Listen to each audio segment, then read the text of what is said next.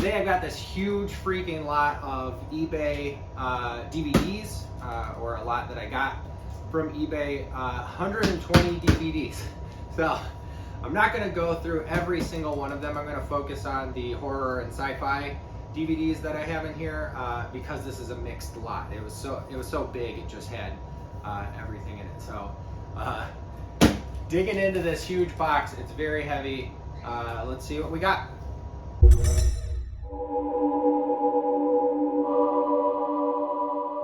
What's up, physical media fans? I have this huge lot of DVDs that I got from eBay, 120 of them. I'm not going to go through every single one, like I said.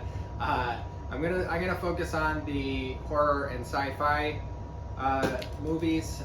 But first of all, let's look at this package. It's a moving box. It looks like two moving boxes, inverted. One used as a lid. It's got eBay tape. It looks okay. It's got kind of a big gouge on this side, but hopefully that didn't damage any of the DVDs inside. I'm gonna set this on the floor. I need to lift with my legs here. It is pretty heavy, but let's get into it. Let's see what we got. So I ordered this, I don't know, week and a half ago or so. It just came yesterday, but I wanted to make this video, so I waited on opening it. Trying to observe my knife safety rules, but trying to do that backing it was a little awkward. So these DVDs are packed right up to the top of the box.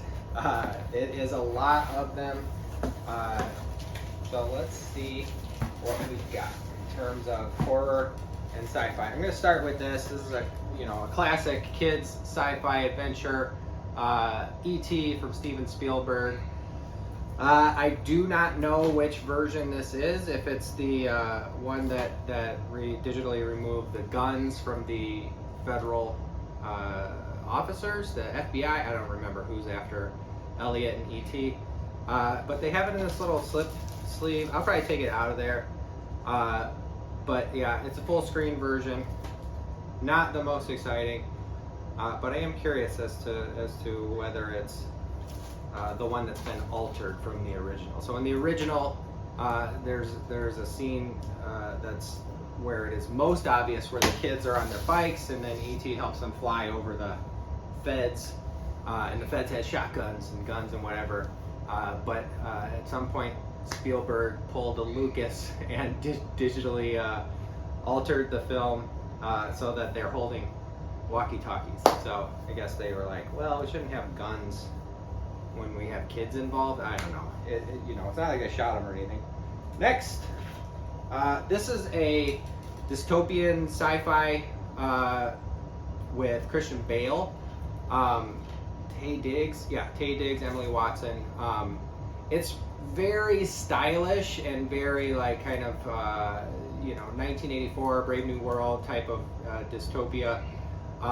Where I think emotion is outlawed, and people take these meds to keep them even keeled. But Christian Bale's some kind of super officer in the regime there, and he stops taking his meds and kind of goes off reservation, as they say. So forget the Matrix. This movie will blow you away, is the pull quote from WBAI. So it's actually pretty good. It's very stylish. The gunfights are very stylish and unique to this movie. So if you haven't seen that, definitely check it out. If you're a fan of sci-fi, of gunfights, gun action, dystopia, Christian Bale, whatever it is, check it out. I highly recommend it. This doesn't quite count as sci-fi, it's just science, but it is pretty cool. It's Cosmos. This is Carl Sagan originally started this, and then Neil deGrasse Tyson took it over. So this is not science fiction, this is science, but it's pretty cool series. I'm kind of excited about. I can't remember, this is a 4-disc set. I can't remember if it's like season 1, what the year span is. It doesn't seem to say right on the back, so I'll find out. Next we have The Exorcist Extended Director's Cut directed by William Friedkin. And this cover makes it seem more contemporary than it actually is. You know, this movie came out in the 70s, the 80s, I can't remember. But the cover is just, I don't know, that's a bad step. But the movie is amazing. So, you know, it is a classic for a reason. The possession of the little girl Reagan McNeil is the center of this story, and it's just so well done and so deliberately paced. Linda Blair is awesome even as a child, and Ellen Barkin is amazing. I think it's Ellen Barkin, right? Ellen Burstyn. Sorry. So Ellen Burstyn, Max von Sydow playing older than he actually is, and then I can't remember the name of the other priest, but great performances, spooky Catholic / religious horror, definitely worth a watch. Next, this is not sci-fi or horror. It's kind of like fantasy adventure, but it is awesome. It's amazing. It's a really good book, and it's, you know, if you haven't seen it, it is a great Rob Reiner film. Rip to Rob Reiner, but it is super funny. It's super fun. It's just a blast. I quote that quite a bit in my day-to-day life. Next, we have the remake of RoboCop with the buff guy whose name I can't remember. His name is Joel Kinnaman. So, you know, Michael Keaton's in this. Samuel L. Jackson. It is what it is. It is definitely not a worthy successor to RoboCop. It does have the code in it, so maybe that will still work. I don't know. They made some choices here, like keeping a human hand for a robot. Just the hand part, among other parts, was a weird choice. And then the whole, you know, he has a silver suit at first, and then Michael Keaton, the CEO, is like, we need more tactical, make it black, you know. So then that's how they put their kind of stamp on it. But I think Gary Oldman's in this too. Yeah, Gary Oldman's in this too. I think I mentioned it before, but Gary Oldman is an amazing actor. If you haven't seen Slow Horses, it's definitely worth a watch just for him, because he is awesome in it. Next, we have another religious horror thriller, The Seventh Sign, with Demi Moore and Gabriel Byrne? Michael Bain. Oh, Michael Bain is in this. Jürgen Prochnow is in it, not Gabriel Byrne. I don't know why I thought that. Maybe he is, but I think I talked about this one before when I talked about my Laserdisc. I don't know why I'm picking it, and I don't even mess with it right now. But this is it's a good thriller, a religious thriller about, you know, possible end times. Here's a fun fact: when I was going to church as a child in like 8th grade, our confirmation teacher, it's kind of like Sunday school. I don't remember. It's been a long time since I turned atheist. So when I was like 13, we had to get special permission to watch this movie because he was like, "Oh, this will tell you, you know, how it is. It's biblically accurate or whatever." I don't know how biblically accurate it is, but we watched it, and I thought it was pretty good. House on Haunted Hill is next. This has Famke Janssen. Oh, and Taye Diggs. I couldn't remember who the guy was. I haven't seen this. I believe it was a 90s remake. But yeah, I'll check it out. Maybe when I test this one out, I'll check it out. You notice I'm not going through the condition. I mean, this is perfect. This is pristine. Hopefully they're all in really good shape. This person seems to have taken care of, or they bought it from somebody who took it care of and flipped it right away is a lot. I mean, having these little slip covers for your DVDs kind of indicates that somebody took care of things.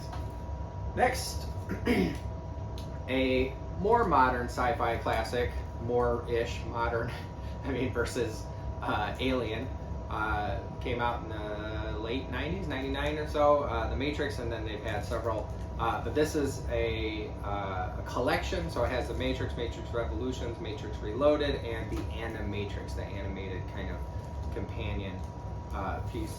Maybe stretch it.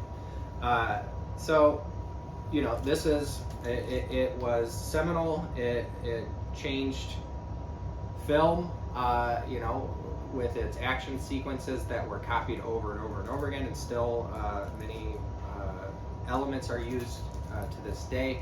The Wachowskis, you know, did something amazing with this kind of, you know, dumb on paper script. Oh, we're living in a simulation and robots use humans for batteries, but it is amazing. It's exciting, and it has been it's made quite a mark on film, action, and sci-fi. Next we have The Signal with Lawrence Fishburne. I do not know what this is. I think, if I remember, it has to do with aliens. It says a mind-bending experience on the front, so it must be. So it is sci-fi, I know that much. It's in one of these protective cases. Hopefully that means that it is, you know, in great shape like the other one I looked at. But Lawrence Fishburne is always great to watch, so I'll definitely check this one out. Maybe when I test it, I'll go ahead and watch the whole thing. I'm not sure what this one is. Looks like a thriller, Paranoia with Amber Heard, Gary Oldman, Liam Hemsworth, and Harrison Ford. I really do not know anything about this. A war between kings. Even a pawn can change the game. So a PG-13, maybe political thriller? I don't know. So that's a thriller, not quite horror or sci-fi. It looks like maybe Battle of the Year. No, that's a dance video. Grease, Forrest Gump, Unleashed. So this is a, you know, it's not sci-fi or horror, but it is a Jet Li action movie where he plays a character who was enslaved. They keep him on a leash to, you know, throw their enemies to him because he's a badass fighter, and then he escapes, and I think it turns the tables on his captors. Yeah, that looks like it for sci-fi and horror, and because of the nature of these boxes being stacked inside of each other, I need to kind of dig out. Oh, it's just a flap. Okay, next we have, I've mentioned before that I don't really want to get into the superhero genre. It's fine. I've seen most of these movies. I just want to kind of, in my curating here of my eBay store, link in the description, I don't really want to end up with, you know, 30% superhero movies, which easily could happen. But it is sci-fi. X-Men, Days of Future Past, extend the Rogue Cut. Okay, so you know, it's X-Men. It's got the X-Men and the actors who are in this one. Some heavy hitters. Bryan Singer? Yeah, Bryan Singer. So, yeah. Again, that is what it is. Here's a classic, an older sci-fi, The Day After, from the 80s, early 80s. So it is, you know, apocalyptic. It's a dystopian, you know, like what could happen if I think it's nuclear. I mean, it looks like nuclear on the front. If they drop the bomb, right? So 80s dystopian sci-fi horror.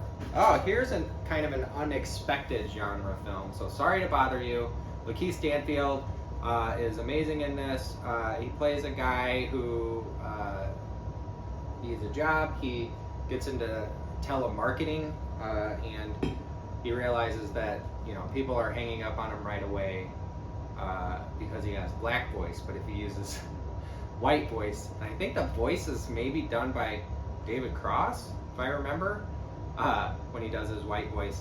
And then it goes off the rails. So I don't want to spoil it for you. If you haven't seen it, it's very good. It's very well done.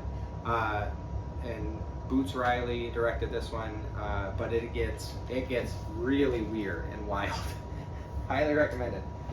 Next we have Dress to Kill, Brian De Palma's Hitchcock ripoff. I mean, straight up, that's what it is. So Dress to Kill, De Palma, especially in the early years, was a huge fan of Hitchcock, wore that influence on his sleeve, and made some good thrillers, and in the style of Hitchcock, right? So this is one of his earlier ones, 1980 it says right on it. So I was going to say 83, 82. So yeah, Michael Caine's in this, Angie Dickinson, a good De Palma thriller here. Got Life of Brian, which is amazing. I'm not going to talk about that. Imitation Game.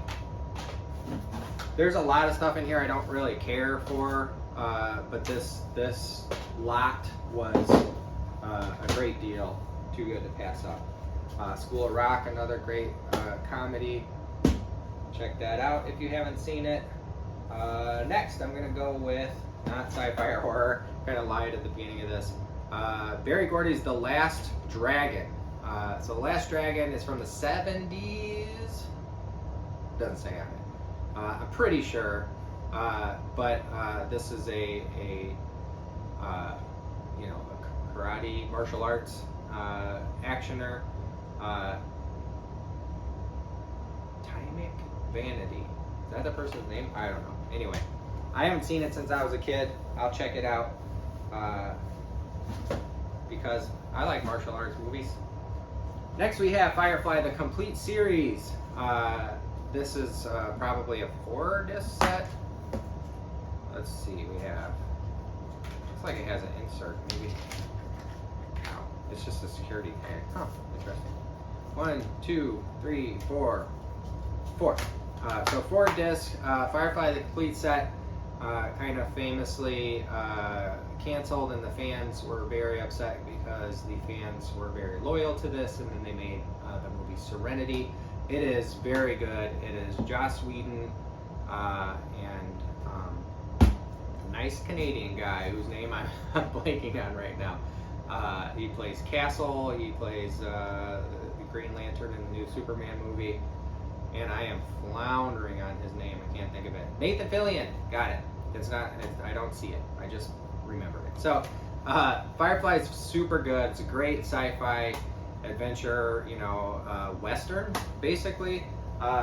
Another one that Joss Whedon, kind of came out as a douche or whatever, but he makes some good stuff. I've watched Buffy so many times. I love Buffy, and Dollhouse is really amazing, and that was cut short, and they had to kind of rush the end, but it was very good. Definitely worth a watch.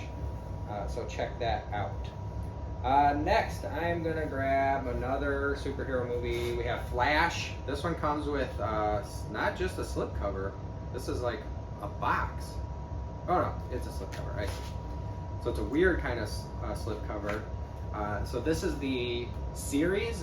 It was created for Netflix? I don't remember. But this is the Flash series. It was well regarded. I never saw it. I did see the hallway scene because it kind of became not quite a meme, but it was shared quite a bit because it was a cool scene and it showed some good fighting. If I remember correctly, I might be thinking of a different show altogether. Now that I say that out loud, I'm thinking, wait, the Flash, why didn't he just run around instead of just fighting? Maybe I'm thinking of something else, Daredevil or something.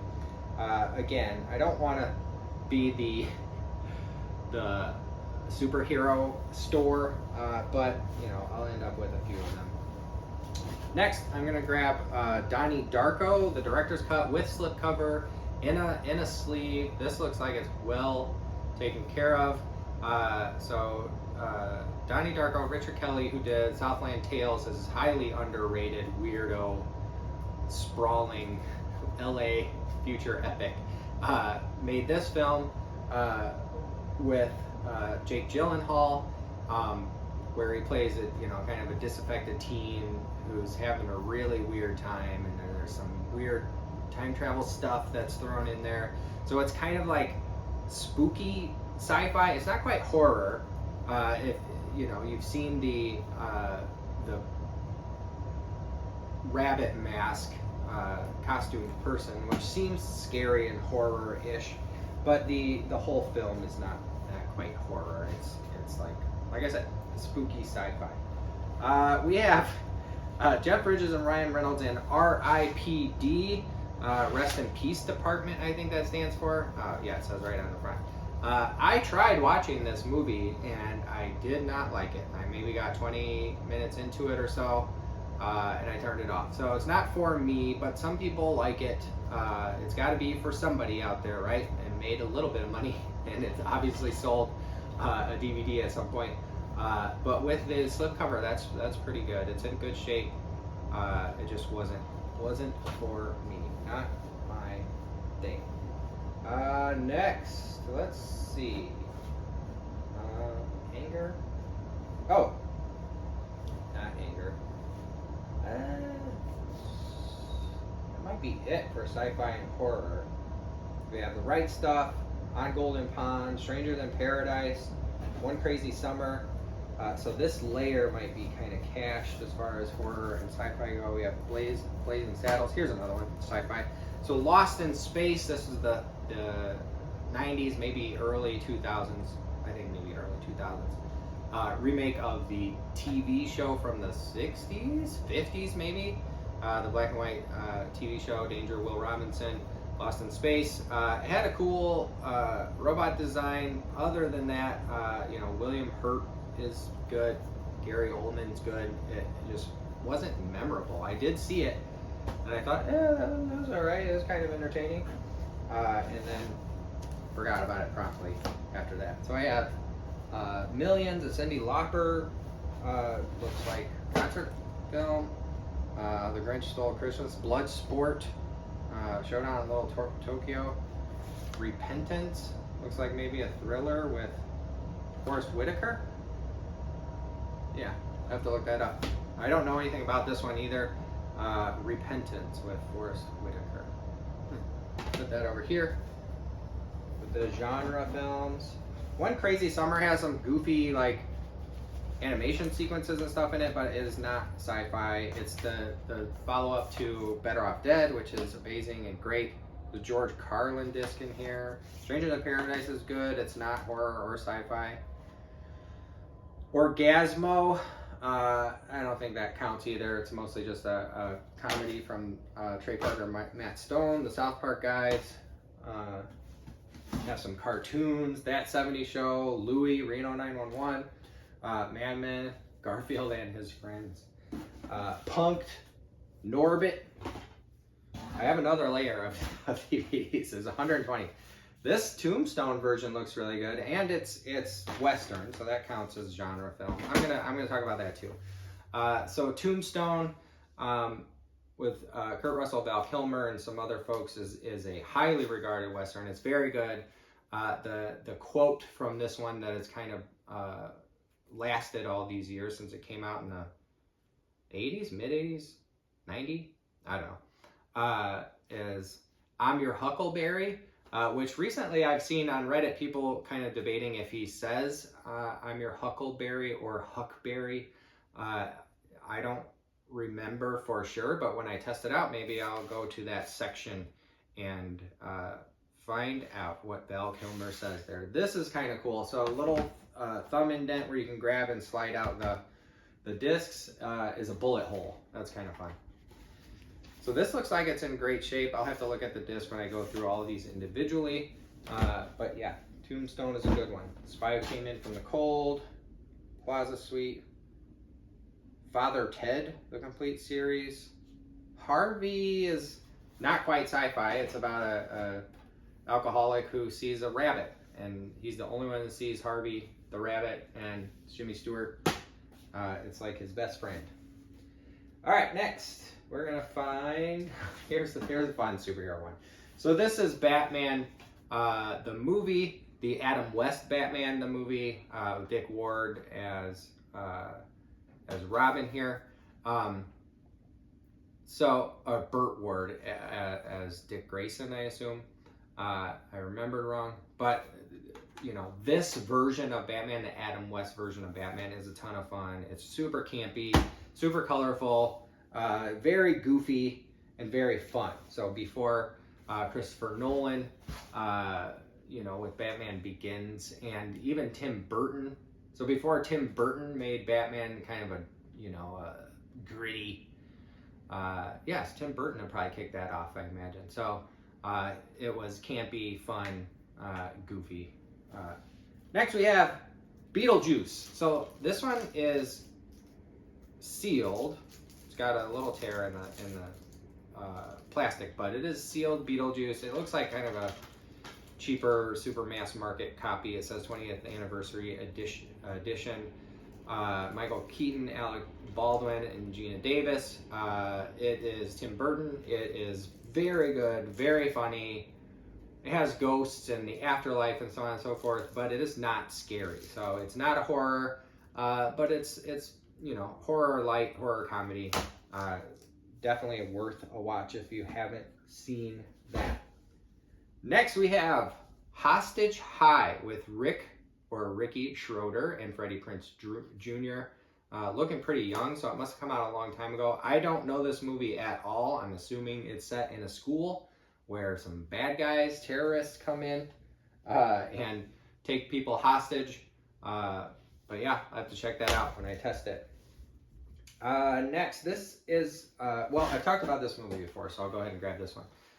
We have Blue Velvet. So Blue Velvet is David Lynch, Kyle MacLachlan, and Isabella Rossellini, Dennis Hopper are all great in this. Laura Dern. It is, suburban horror, essentially. I mean, it is a mystery, kind of slow thriller, but it is awesome. I did mention before that Dean Stockwell has an amazing cameo in this. So if you have not seen this David Lynch film from the 80s, it is not Eraserhead. It is weird, suburban, scary things going on, scary characters, but not quite horror. But it is super good. Next we have Mad Max Fury Road. So George Miller came back to the Mad Max franchise after decades, made Fury Road, and it is very solid. It is visually stunning. I know they made the Chrome edition that is black and white. Maybe that's on here as a special feature. I don't see that, but I have chosen not to watch the black and white version just because the colors are so stunning in this. I have it on 4K. And it looks amazing. It sounds great. It is a super fun, post-apocalyptic dystopian adventure, and it's definitely worth a watch. Next, we have The Fog. So this is the original. This isn't the Josh Hartnett version. Oh, am I wrong? I'm wrong. This is not the John Carpenter version, and it's not Josh Hartnett who's in it. It doesn't look like it. It's the guy who was played a Superman, maybe? I don't know. I obviously did not see this one. Oh, maybe I did. If I did, I forgot it immediately, so not my favorite. This is the widescreen unrated version. It's a remake of John Carpenter's The Fog, a little town that's kind of beset by some unique ghosts there. Next, we have The Fog, which is exactly the same. Widescreen unrated version. Guess I get two of those. What's next? M. Night Shyamalan's The Village. Shyamalan has a reputation, deservedly, of kind of shoehorning some twists in.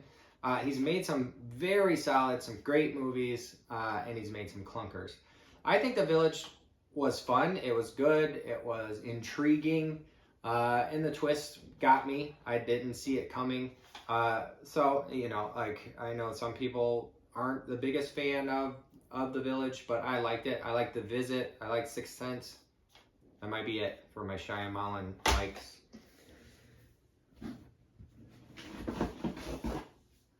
I think my headphones just turned off, so hopefully you can still hear me. I'll have to check that in the edit. If not, I guess I will have to overdub stuff. So hopefully it does work. So here's an indie horror that gained some attention. and got on some horror fans' radar called Dead Birds, about some folks who are on the lam. They're on the run, trying to hide out, and they find a farmhouse in a cornfield, basically, and things get spooky from there. There are worse things than dying, it says. So, oh, I put these in the wrong spot. So yeah, that's a good indie horror. I haven't seen it in a very long time, so I don't remember a ton about it. I'm going to talk about this a little bit, even though it's not horror or sci-fi. Clue. So this board game adaptation from the 80s is the quintessential board game adaptation of a film. It is so good. It's so wacky. Everybody seems to be having a ton of fun.